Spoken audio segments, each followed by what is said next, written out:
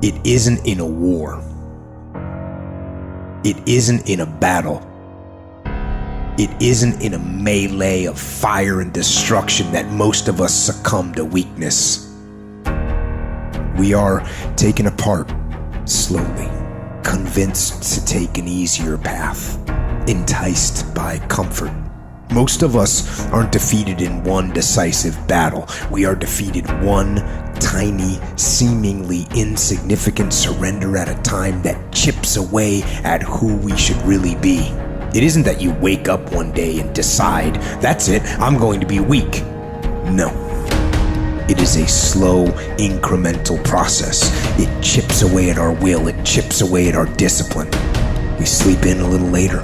We miss a workout, then another. We start to eat what we shouldn't eat and drink what we shouldn't drink. And without realizing it, one day you wake up and you've become something that you never would have allowed. So, you have to be vigilant.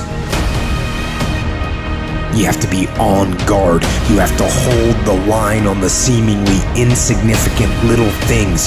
Things that shouldn't matter, but things that do. It's not about winning. It's the battle itself. It's the struggle. It's the daily test. That's what life's about. I want to struggle.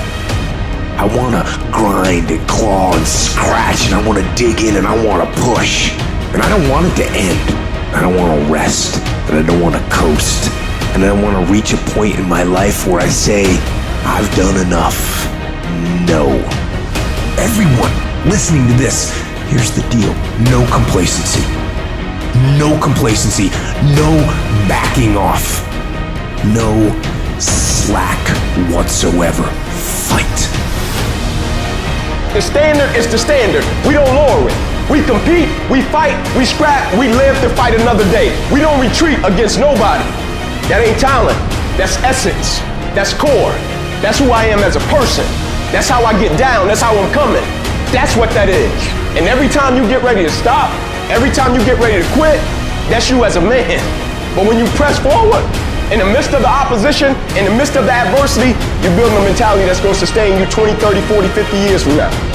Because you want some different kind of results in your life, you've got to be willing to be unreasonable.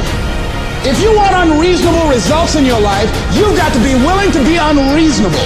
Part of being unreasonable, you don't judge according to appearances. Part of being unreasonable, you can see it because you believe it. That's part of being unreasonable. Part of being unreasonable, you must have the faith to call forth those things that be not as though they were.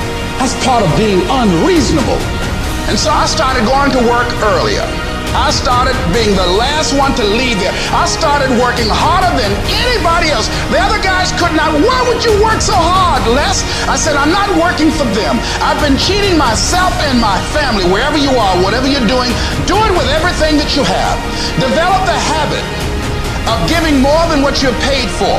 Develop the habit of setting standards that others will be measured by. Someone said, do not go where the path may lead, but go where there's no path and leave a trail.